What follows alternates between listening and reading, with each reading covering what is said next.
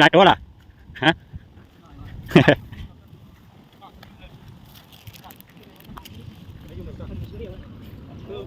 มาถึงเมืองกลางไหนเนี่ยเนาะกลางไหนแช่หรอมาไม่ก็ชื่อยังไม่ก็ชื่อยังเลยแหละก็เลยเมียดปางเวียดไหนก็หาซื้อเนียงเอาเนาะก็เอาคนน้ำปล่อยว่านายนะเขาตีมันไปว่ะ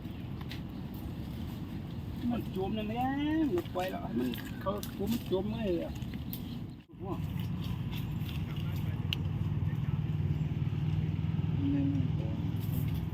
เรียกของตัวฮะ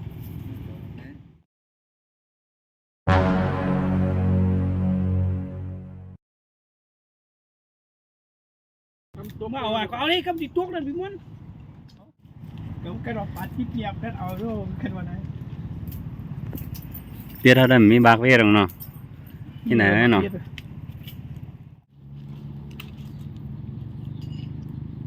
แต่ก็ห้องก็ใส่ไฟทำงานว่า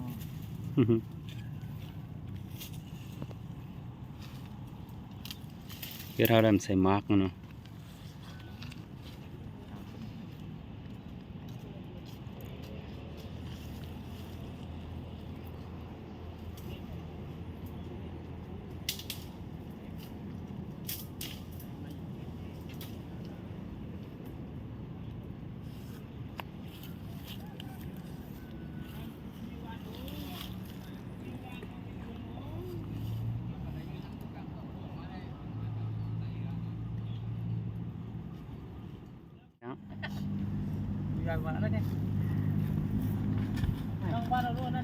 อะไรแทงอะไรแทงรถได้เหรอท่านนายได้นะ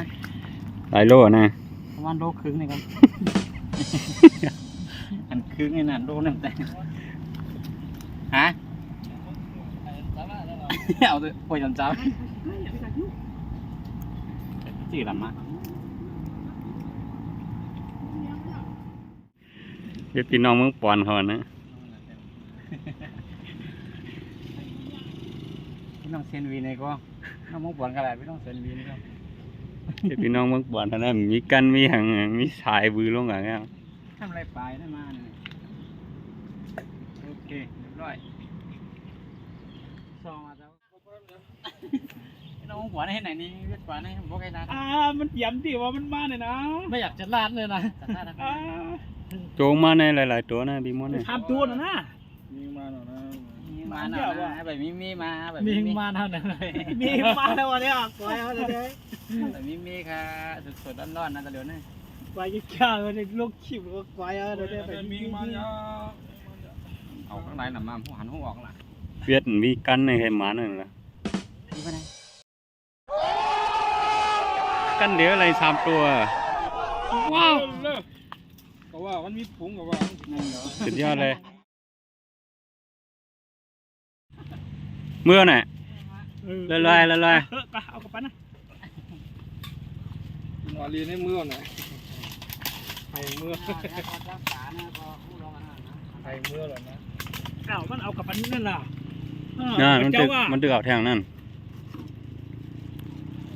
เจ้าอยู่ก็เงาไอ้บ่ได้น้ำนะ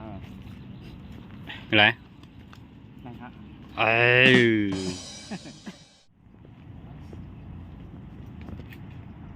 พี่ม้วนแล้วพี่ม้วนใส่ยังไงเองไปเจ้าว่าบนนั้นตรงแห้งมาเนาะผมเรียกใครมีหัวนั่นก็มาเปลี่ยนในน้ำกรองอะไรนะไม่บอกนะเอาขึ้นมาด้วยจ้าไหม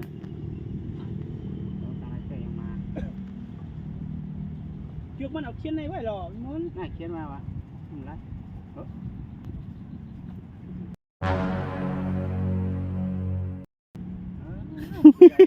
ตัวใหญ่นะตั้งว่าหรือเอา